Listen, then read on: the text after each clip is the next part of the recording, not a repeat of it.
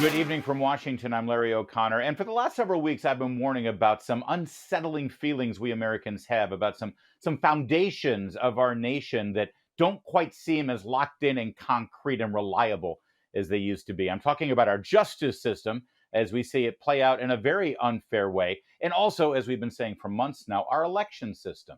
We don't care who wins or loses. Well, we do care who wins, but we want to make sure that every American, when walking away after Election Day, feels confident that at least it was done fair and square.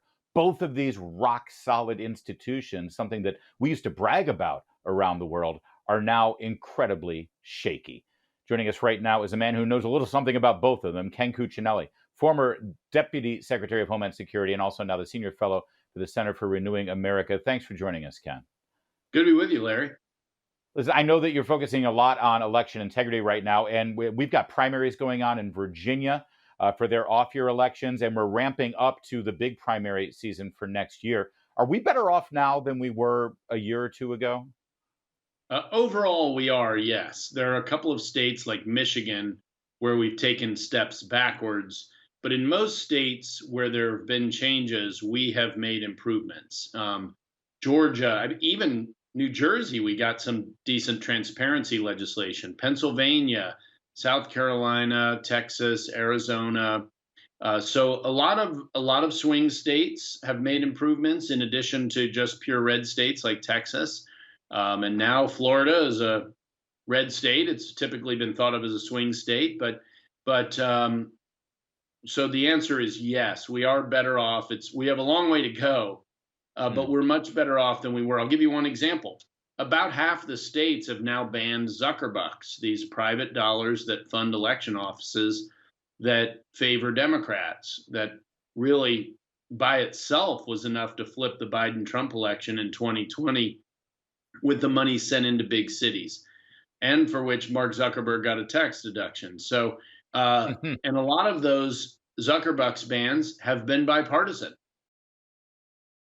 So much of election operation, when it runs well, it really isn't very partisan. It's become partisan because the left has a real interest in mucking What do things you up. make of the current trend right now where, Republicans have been complaining and shouting from the rooftops about the lack of integrity in some of the early voting processes, the rampant ballot drop-off boxes and the mail-in ballots and even ballot harvesting in the states where it is legal. But now it seems the message is, well, if those laws aren't change them, then we got to join them, right? And but are we actually festering the problem here? Are we contributing to the problem with this newfound, okay, if you're going to cheat, we're going to cheat? I mean, I'm not saying we're cheating, but we're utilizing those exact same methods that we've Yes. been complaining about.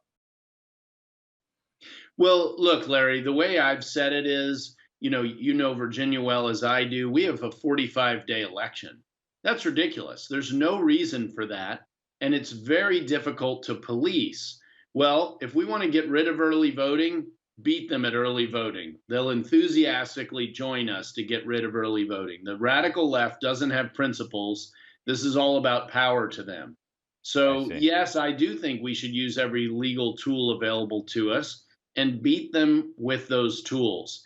Then come back and get rid of the egregious ones. Get rid of a 45-day election.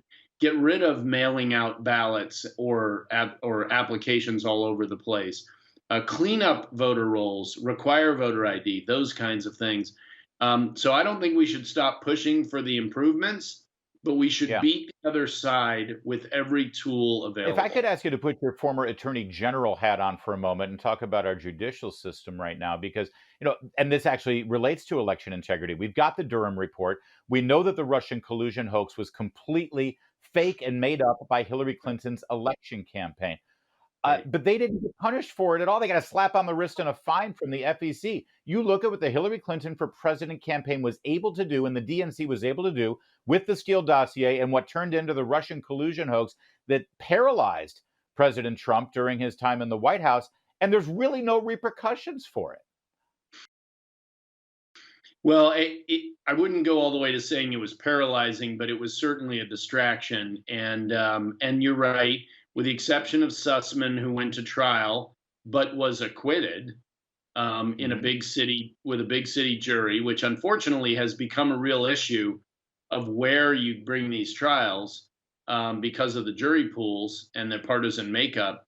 That really is unprecedented in terms of uh, a campaign hoaxing a whole country and Yeah. then carrying it forward and having the law enforcement arms of that country, our country, carry the ball for them, carry the water for them. It was outrageous.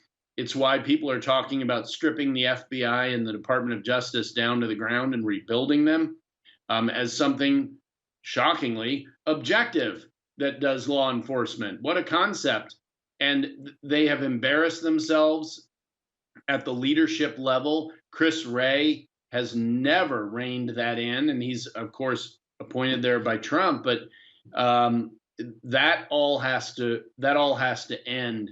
And I've never seen anything like it, even at the local level, other than Soros prosecutors, but never the whole law enforcement organization like this. Not in yours and my As lifetime. a Republican and a former attorney general and elected official, I'd love for you to sort of analyze where things are in the Republican field. Setting aside Chris Christie, it seems like all the other candidates have promised and said that there's something very broken with the DOJ and the FBI. And when they get in there, they're going to do some form of reformation or cleaning house.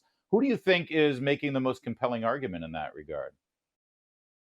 Well, I certainly think Governor DeSantis is. He's the only person in the country to remove a Soros prosecutor. He's literally the only person in the field with a track record of doing what they're talking about doing. He was also himself a prosecutor, both in the Navy and a federal prosecutor. So he knows this system. He's worked within it. He was effective. He is the chief law enforcement officer of Florida, and in that capacity has actually brought crime to its lowest level in Florida in 50 years. So he's got all the credentials to do this, and nobody else does. Literally, nobody else does. And the president Well, says, "Oh, I'll fix it all in 6 months." Look, I was there for a year and a half of the Trump administration, and it's his own appointees were typically getting in the way of these sorts of accomplishments. If he didn't do it in 4 years, he's not going to do it in the next four. So let's get somebody who can bring America's law enforcement to heel and get us back to objective professional law enforcement that protects Americans instead of is out to get half are of you us. concerned? We only have about a minute left. Are you concerned that Republicans are now using rhetoric almost like defund the FBI and such? Man, FBI law enforcement's always sort of been our wheelhouse. We love law enforcement, and now it's a little upsetting or unsettling for Republicans to be so adamant against them. So, Larry, I don't hear any of that kind of rhetoric. I think they're being much more surgical about it. None of the rhetoric you hear aimed at DOJ and FBI, for instance, would apply to local police, to police and law enforcement in their home states, nor Yeah. should it, because there's no evidence of that sort of behavior that I know of with the kind of scale that has gone on in the Department of Justice and the Federal Bureau of Investigation. So I think the language is appropriately targeted to DOJ and FBI, and I look forward to seeing a Republican president, probably most effectively President DeSantis, actually fix the Yeah, there is problem. something about having that kind of power and a badge and law enforcement in Washington, D.C., that is an inherently a political town, which lends itself for those powers to be politicized. Ken Cuccinelli, thanks for joining us. More to come here on O'Connor Tonight.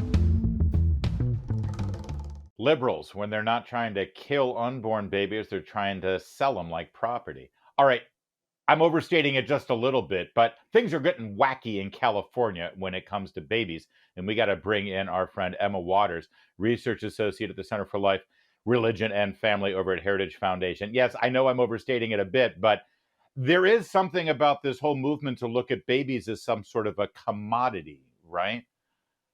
That's precisely right. So, the bill in California that you're referencing would redefine infertility to mean that a same sex couple or a single person would qualify as infertile. Even though they're biologically able to have kids, they're just, not to be crass, doing it wrong. And what this bill would do is it would require insurance companies in California to cover in vitro fertilization costs for these persons. And basically, Yeah. the bill says that if you identify as infertile, whatever that means to you, you can have these services covered, which is a key part in people creating children, especially if they're not biologically able to do so. Right. That people have to understand that in this context, with the same sex couple, specifically two men, the idea of being infertile and you need infertility services, that means a surrogate. Basically, you are now creating a huge, huge demand on that market for surrogate pregnancy. A baby is now a commodity. Yeah, that's precisely right. And what's important to note here is once a man has to purchase the egg in order to create the baby, pay for the in vitro fertilization services to create the baby in a lab, then rent the womb of a woman to bear and birth the child, and then, of course, Oh, pay for all the legal fees involved, the line between a legitimate fertility service and outright baby selling dissolves. Because what you're seeing here is there's not much of a difference, perhaps, between a man who is paying for all the parts of a baby to be birthed in order to take it from its mother, and a man who just goes up to a woman on the street and pays for her baby. And what's so outrageous about this is that we outright ban baby selling, of course. We outright ban the selling of human persons, but even when it comes to the composite levels, buying organs is explicitly illegal. And yet, when it comes to gametes or even embryos, there's a whole market for this that enables it to happen that we really don't see anywhere across the medical field outside of this one particular area. we also ban prostitution. You can't sell your body for providing pleasure to someone, but you can sell your body to procreate. Morally, this is so unbelievably confused. And let's just be clear here: where are the women in this equation? They're the ones who will be exploited here. And it redefines infertility to mean two men who can't have a baby. Well, of course, two men can't have a baby. Those men can be as fertile as anyone, as Al Pacino, but they're still never going to make a baby. That's not what infertility means. Yeah, that's precisely right. And this entire push to redefine infertility and require insurance companies to provide in vitro fertilization stems from a group called Men Having Babies, which is a pro LGBTQ, pro surrogacy organization that's explicitly devoted to helping gay men in relationships have children. And these are children that maybe one of them is biologically related to, but that child is certainly not coming from the two of them because they do need a woman, like you said. So this organization is trying to ensure that gay men face as few legal, medical, and social barriers to creating kids or really building kids just because they want them. But this completely overlooks what's good for the children who were involved, right? Because this means that we are stripping those children of the chance to be raised by a mother who conceived them and bore them. We're taking that child away from the only woman that they've ever known, the surrogate who carried them. We're exploiting the wombs of women because oftentimes you see that altruistic surrogacy or surrogacy for free is often legal, but it turns out a lot of women don't actually want to do that, even when their medical fees are covered.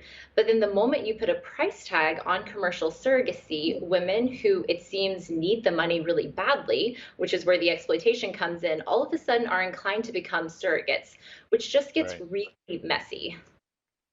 By the way, for two women who are in a same sex relationship, they're also technically infertile as well, but it's not quite as complicated for them, right? All they need to do is make a withdrawal at a sperm bank, I guess, to be crass, and then their problem is solved.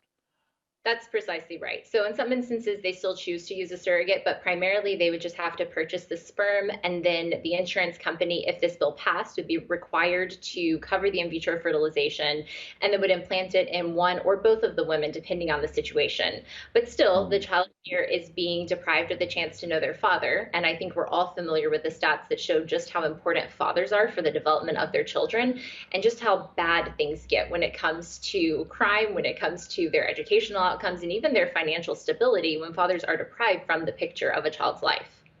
Well, and it does seem like this entire equation doesn't really take what's best for the baby or the child into account. This is really just about the desires of the two men in this relationship, or I guess theoretically, the two women are in the relationship. It's really about their desires to have a baby, not what's actually best for the kid. Right, which is morally irresponsible at the finest. Adults have the responsibility and the duty to do what is best for children who are vulnerable and rely on them to care for them in these moments.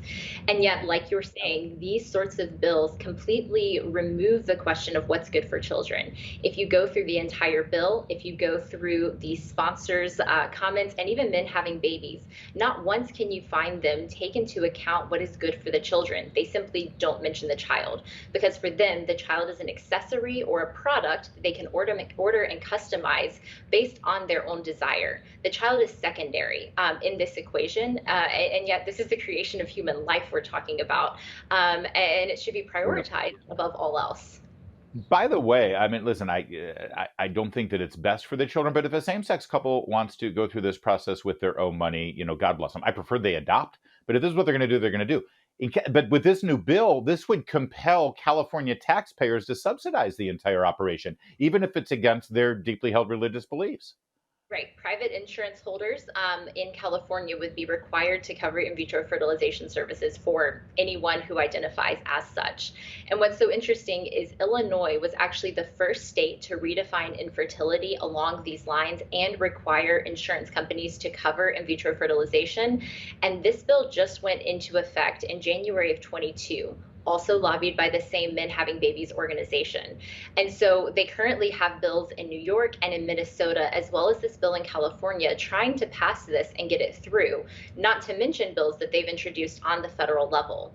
And so far, Illinois is the only bill that's passed, but we're starting to see a radical shift in how we think about the nature of fertility, of conception, and really what it means to be a human in this very real sense. Because if children are no longer something that are usually conceived or adopted between two couples, then we're looking at, yeah, a completely different world here, where all of a sudden children are just made in labs, frankly, by the order of men, women, same sex, or in heterosexual relationships.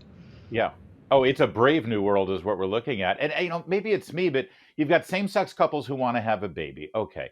Yeah, you've got women who are willing for money to actually be impregnated and give birth to that baby. Meanwhile, we also have women who are still going to abortion clinics, certainly in California, at any point in gestation and killing that unborn baby. Can't we sort of work together and make this happen? Instead of killing the baby, how about that woman who is pregnant give birth and put the baby up for adoption and encourage the same sex couple to adopt that baby? It seems like we could solve a lot of problems with this. You know, Larry, but if we did that, the adults wouldn't have the chance to dictate the hair color, the eye color, the skin color, or even the sex of the baby. And 87% of IVF clinics offer those services. So if this was Oh, simply about what was good for kids, I think we would see a shift in that direction. But what we're looking at here is not only kids for order, but kids who are customizable based on our advancements in genetic technology when it comes to IVF. this is really out of a science fiction movie. Is this bill going to make its way? Is it going to pass in California? I'm assuming they have a one-party rule in that state. So the one thing that we do have in our favor is that the insurance companies are adamantly opposed to this, because this is going to be a very expensive bill for them. And they're looking at, I think, statewide, a $330 million increase. So for example, a single round of IVF, so an attempt to create an embryo, can cost anywhere from $15,000 to $30,000.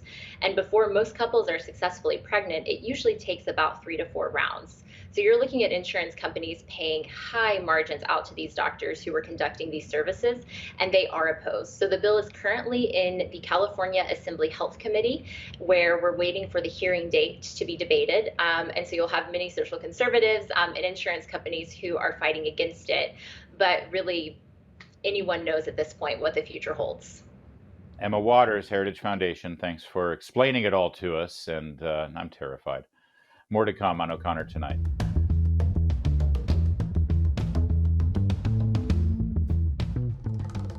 A lot of news right now about hacking going on in the federal government and major corporations. For some reason, everyone's saying they're Russian linked and they're ignoring a Chinese backed invasion. Let's bring in Gordon Chang. You can follow him on Twitter at Gordon G. Chang.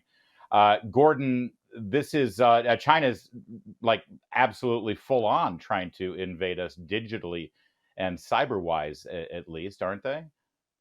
Well, they've been doing that for decades, Larry. And the issue here is we know that this is going on. We know our networks are relatively undefended. Why aren't we putting more effort into cybersecurity? So, the issue, of course, is the Chinese shouldn't be doing this. They're criminals and all the rest of it. But we've left the door open. So at least this is on us. And just to be clear, there's no such thing as sort of independent rogue hackers in China. If you've got the kind of equipment and technology to be able to hack into American systems, you're backed by the government, aren't you? Absolutely.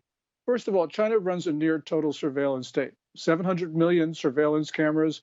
They track 1.69 billion cell phones. And they have the Great Firewall, which is the world's most sophisticated set of internet controls.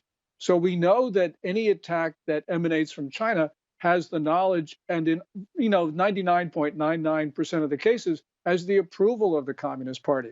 It is no coincidence that the North Koreans have chosen China to be the primary place where they hack the world. And that means that, for instance, the 2014 attack on Sony Pictures Entertainment, although it was the work of North Koreans, had the complicity of China because those North Korean attacks emanated from Chinese IP addresses. So we have not, we have not put the dots together, even though we have all the information to do that. Again, this is on us. Yeah, this latest security breach was announced by the chief technical officer of a company called Mandiant. They do cybersecurity. They're owned by Google, by the way. So Google is reluctant to say anything negative about China. So it's got to be serious. They breached hundreds of corporations as well as government agencies. Does China do this sometimes? And they actually leave traces behind as kind of an intimidation thing to let people know that they are doing it and can do it, just as sort of an intimidation tactic? My guess is no, but I could easily be wrong on that. Okay. China does this because it wants the information, and it tries to cover its tracks. Sometimes they're not very good at doing it. I mean, we're very good at the forensics of this, but I don't think that they are doing this, and purposefully exposing the origins of this. Secretary of State Anthony Blinken is now going to be meeting with his counterparts in China. This, of course, was delayed with the Chinese balloon fiasco. And preempting his visit, the Chinese authorities are saying that the U.S., let me read this right, they want the U.S. to avoid an illusion of strength. That's very diplomatic, isn't it, right before this meeting? Yeah, Qin Gong, the foreign minister, actually was on a phone call with Blinken before the State Department formally announced the trip. And Qin Gong said that the United States needs to show respect. Well, I think Blinken should demand that the Chinese show respect. First of all, Qin Gong is not the counterpart for Anthony Blinken. Even though Qin Gong bears the title of foreign minister, he's sort of like a middle to sort of upper level bureaucrat. Secretary of State Anthony Blinken's formal counterpart is Wang Yi, who is Qin Gong's boss. So we really had a minor Chinese bureaucrat, in a sense, telling our Secretary of State to show respect. Blinken actually taking the call from Qin Gong was a sign of American submission to the grandeur of China. This was just terrible policy on the part of the State Department. Wow, that sounds incredibly insulting. But we keep walking into it. We keep allowing these scenarios to happen. Yeah, I mean, we do this all the time. And the same thing happens with Lloyd Austin. He talks to China's defense minister, who, by the way, is a Chinese central government official. The Chinese military does not report to the central government. It reports to the Communist Party. Defense minister is not unimportant, but he's not important in the sense that we think of defense secretary. So again, we allow a Secretary of Defense, a high American official, talk to a middle-level Chinese bureaucrat who actually has no say over the Chinese military. I mean, this is just us again. Yeah. Gordon, what do you make of the report earlier this week that the U.S. is putting together plans for potential evacuation of Taiwanese nationals? Well, of American nationals. Yeah, Oh, and American we nationals should do in that. Taiwan. Yeah, we should do that because protection of American citizens, regardless of the diplomatic consequences, should be the highest priority of our government. But on the other hand, I want to hear evacuation plans for Chinese-based American citizens. So why don't we hear that? I mean, if there's going to be a war involving Taiwan, it's not because Nauru is going to attack it. It's going to be China. So we should try to evacuate Americans from China as well. But is this just standard operating procedure to make sure that we're prepared just in case, or is there some concern that there's something looming, that there's something imminent going on with Taiwan?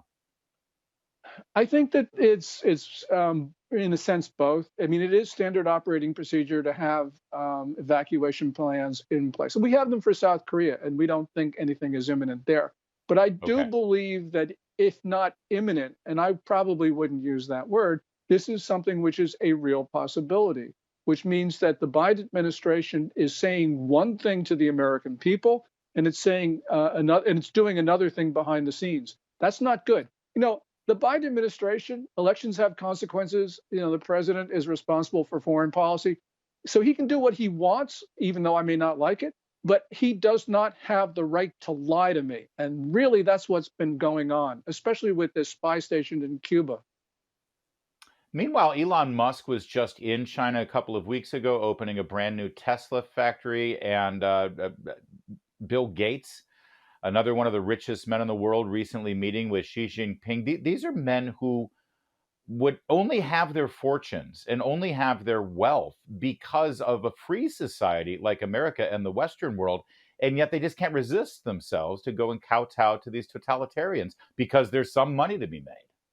Yeah, and it's even worse than that, because those particular totalitarians you're talking about are committing genocide and crimes against humanity.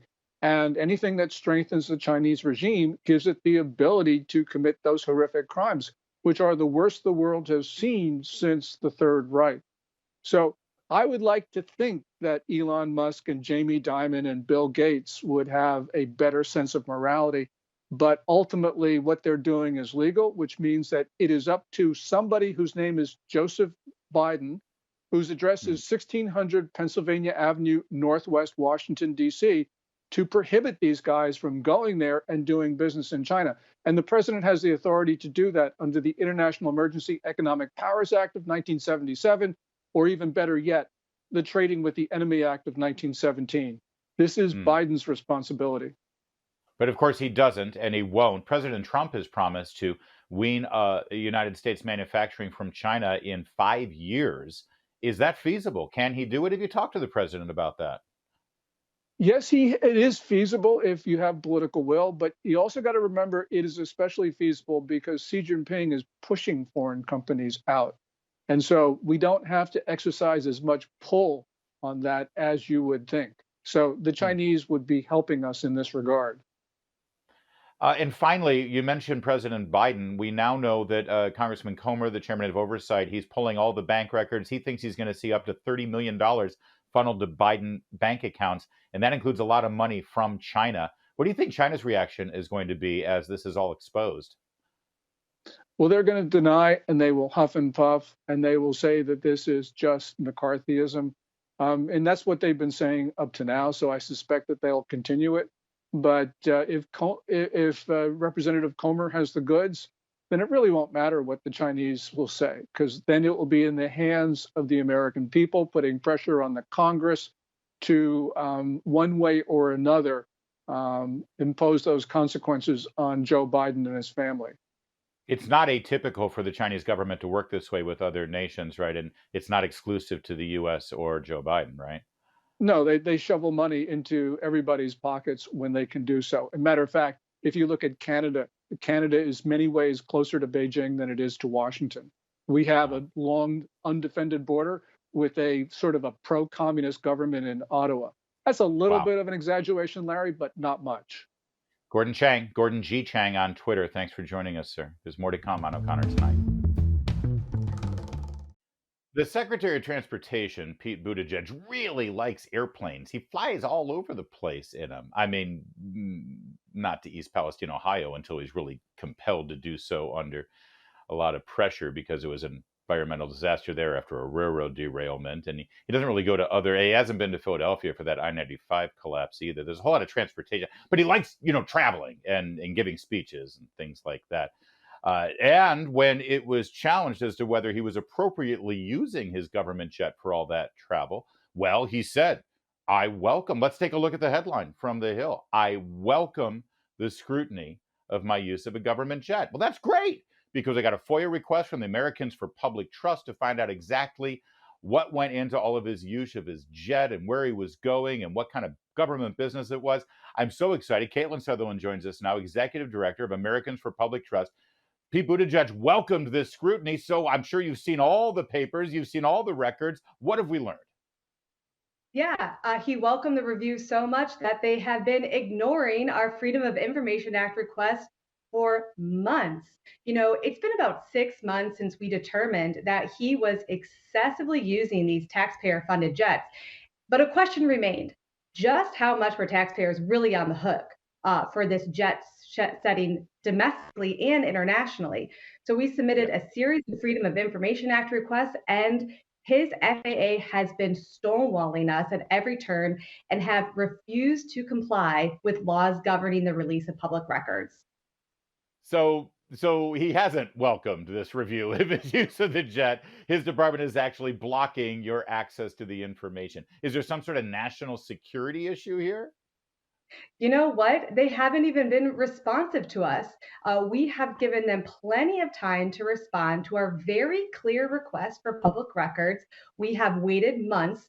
They're supposed to turn them over within 30 days. I mean, it has been months. The time has passed. We need the accountability, and we need to know just how much this jet setting has cost us. Hold on. I got to do a quick little rewind here for a second. Did you just say that he's using government jets for international travel? He's the Department of Transportation. That's our highways, it's our trains, it's our I guess our domestic air travel. Why does he need to go to a foreign country? Yeah, he used a military aircraft to fly Netherlands. And not only that, he is using these private jets to places in the United States with readily available commercial options. This is the same Secretary of Transportation who flew to New York and back in one day on a private jet. I mean, he could have driven, he could have taken the bus, he loves trains, he could have taken the Amtrak, but yet he chose to fly there and back on a government jet. Hold on. The Netherlands, what for transportation? Well, I mean, they are very big on bike lanes and riding bikes in city, and they got a lot of bikes in the Netherlands. So maybe that's what he wanted to check out their bike lanes. This makes no Yeah, sense. yeah, he was there for an international sporting event. So I think the more that we learn about his jet setting, the more we see that he is really not focused on transportation at all. Yeah.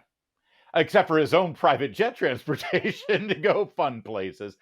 Can you give us an idea of what the costs would be? I mean, this is not even equivalent to a commercial airliner because of all of the extra security and military aspects of these planes, right? Right. So his predecessor, Elaine Chao, we know that she took seven trips for about $90,000. Pete Buttigieg is right around $20,000. So we expect it to be potentially at least three times as much. Now, we also know that since Elaine Chao, gas prices has gone up, just the cost of Yeah. doing business. So, I mean, who knows? I mean, it could be $250,000. And I want to emphasize again, these are places with readily available commercial options. There is no reason that you need to fly private to get from here to New York City. But that's In what fact, people do.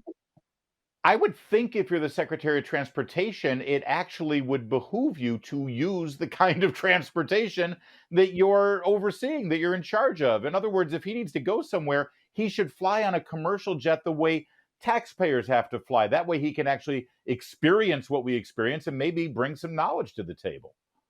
That's exactly right. And what's great about all this travel coming out of Pete Buttigieg is most of it happened during the heightened issues of summer travel and also that chaotic holiday travel where folks were stranded, they couldn't get flights for days, Well, guess what? You can skip all the hassles of sitting on the tarmac and losing your luggage when you fly a government jet around the United States. You get to avoid Yeah. all the problems that we have to experience when we fly commercial. Also, by the way, during the pandemic, we all had to wear masks when we were on planes. If it's a long flight cross country, that can be absolutely torturous, stifling. Something tells me that on these private government jets, nobody had to wear masks. So again, he didn't even have to deal with the fruits of his own bad policy. Yeah, I'd like to think that too, because he has not been clear about his use of government jets. In fact, he proactively tweets trying to prove that he's on these commercial flights just like the rest of us. He uses these as photo ops, him with his laptop on the regular standard Delta flight, but we all know that that's not the case. He's Yeah. flying private. Again, to New York, to Arizona, to Wisconsin, a lot of places with some pretty competitive elections coming up as well. Real fast, because I just want to clean this up and make sure I understand. In 4 years as Secretary of Transportation, Rosalind Chao, his predecessor, made 7 trips on these government jets. So far, in just 3 years, not even 3 years, 2.5 years, Pete Buttigieg has made 20 trips. Is that the correct figure? Yeah, so the time that we were able to capture the records, it actually only represented about 18 months. So Wow. in 18 months, yep, he was able to get, about 20. Now remember, former HHS Secretary Tom Price had to resign over his use of private jets, and he Yep. totaled in about 24. So I'm not sure what the difference between nearly 20 and 24 is, but that is why he is under investigation for these use of the private jets and why we have requested the total cost of them. Yeah, and yet I'm old enough literally to remember when Chief of Staff John Sununu in the first Bush administration also had to resign his position because he was using these jets to go back and forth to New Hampshire. What's the next step since they're blocking it? Is this in front of a judge right now? Because you have every right. We have every right to see this information. Yeah, as of yesterday, the lawsuit is officially on file, and we have been assigned a docket number. And we look forward to continuing to update everyone on the progress of our litigation against his own Yeah. FAA. Is there, real fast in our final minute here, is there a protocol in place where these trips have to be approved by someone? Or if you're a cabinet level secretary, you can say, hey, I need a plane, and they give you a plane? Yeah, and we've actually requested that. There needs to be a cost justification. And we have actually requested those details of the cost analysis to figure out why he would think it's okay to fly private to New York when the bus and train is certainly a cheaper alternative. And that is part of our overall Freedom of Information Act that they are stonewalling. So, hey, maybe I can come back on when they finally respond to our records. It's been months. I would love to update everyone on what we have found. Please do. And I love that Americans for Public Trust is actually looking at it. And you're so right about the New York trip in particular. I mean, th- ironically, it's the one place in this country where passenger train service actually does work between DC and New York. It's the only place, but it does work. He could take the train. Take the train, Pete. Thank you for joining us. There's more to come on O'Connor tonight. You are watching the Salem News Channel.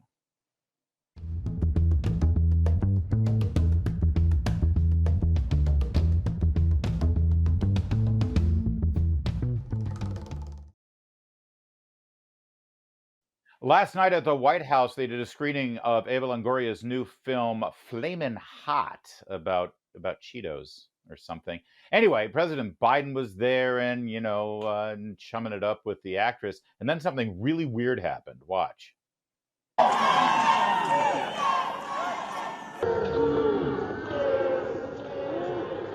Whoa! Did you see that?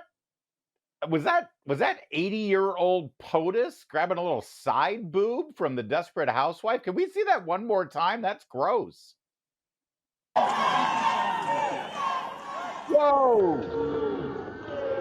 Oh, dang! Yeah, si se Podway, as Dr. Jill Biden would say. There was almost some cupping action going on there. That's gross. And people are responding to it. And of course, no one's going to say anything on the left or the media, and certainly not from the hashtag Me Too movement. Although, let's watch it one more time because it looks like Eva Longoria has some experience with this. Look at her deftly move the creepy old man's hand away from her side boob there, like she's been dealing with Harvey Weinstein in the White House. Look.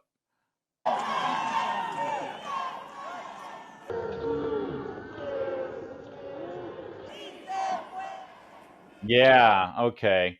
But honestly, the hypocrisy is the real story here because this happened literally on the exact same day. Everyone in the media was going nuts because the DeSantis War Room operation put out this video about Biden.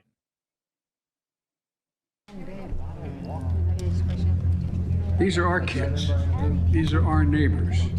Not somebody else's kids. They're all our kids.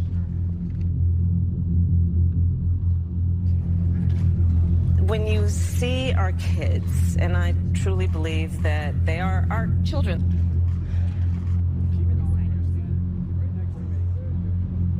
LGBTQ Americans, especially children, you're loved, you're heard, and this administration has your back.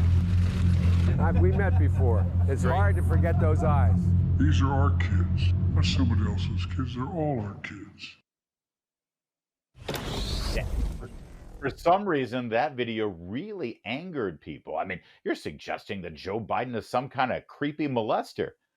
I don't think they were suggesting anything. They were just literally showing you the video of his behavior over the years.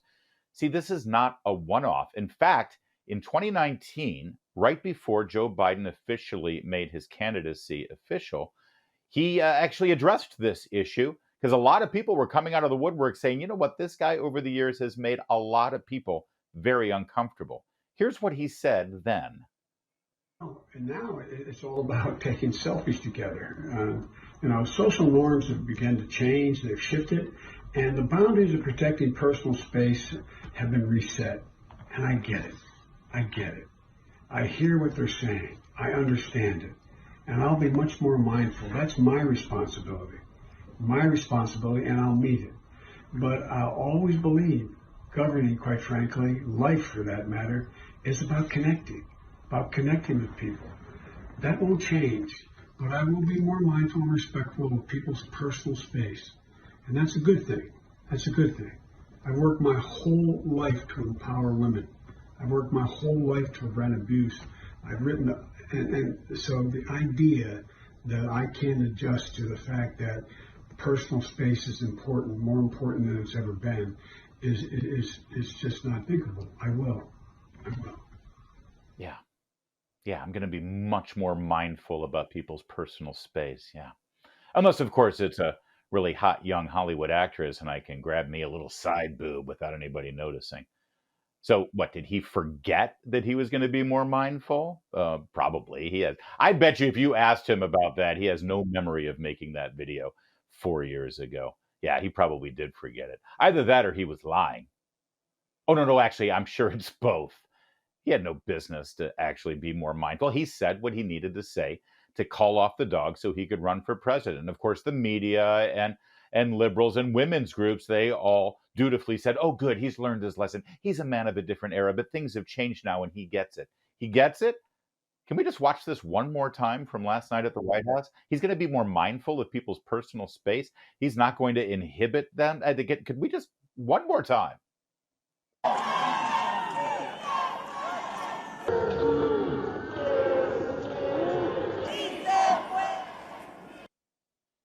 POTUS copped a feel. There's no two ways about it. And they're going to let him off the hook for it. I know I don't need to say it, but I'm going to say it anyway. What do you think the reaction would be if President Trump did something like that while he was in the White House? That's it for tonight. We'll be back Monday, same time, same place. In the meantime, I'll see you on the radio.